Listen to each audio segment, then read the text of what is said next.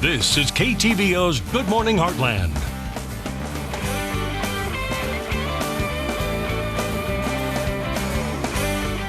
Welcome back. If you take your ears for granted, listen up. Hearing loss is the third most common health problem in the U.S.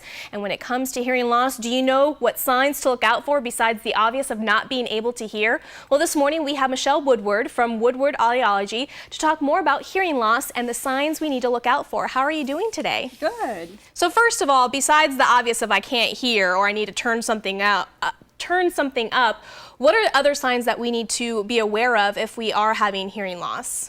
Oftentimes people will start asking other people to repeat themselves. Okay. They may become isolated from social events, start withdrawing, not going to other activities.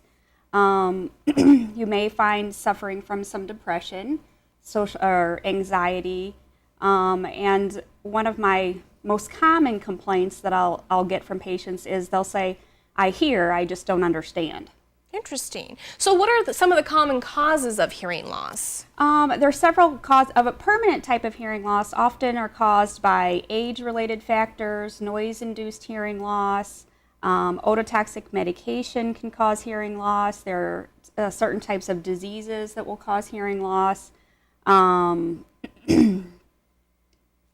Those are typically your most common types of hearing loss for a permanent type of hearing loss. Interesting. So you're saying permanent. Are there some instances where you can lose your loss of hearing but then regain it back? That is correct. There are different types of hearing loss, and some hearing losses can be as simple as an earful of wax, or you can have fluid in your ears.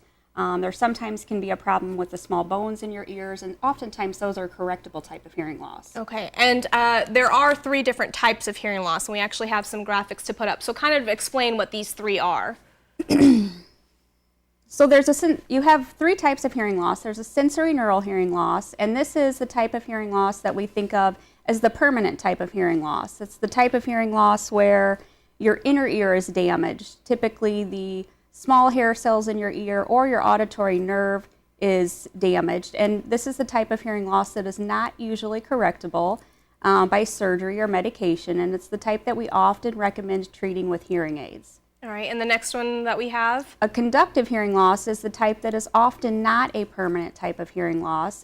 Can be caused by cerumen or earwax. It can be caused by the small bones in your ear, or your eardrum being damaged, and can usually be treated by either medically or surgically. All right, and our final one is a mixed one? A mixed hearing loss is going to be a combination of both sensory neural and conductive, and so you may have some earwax in your ears on top of a permanent type of hearing loss, and so some of it can be fixed, but some of it may need to be treated with a hearing aid. All right, so I know a lot of people associate hearing loss with older people, but that's not the case all the time. No, not all the time.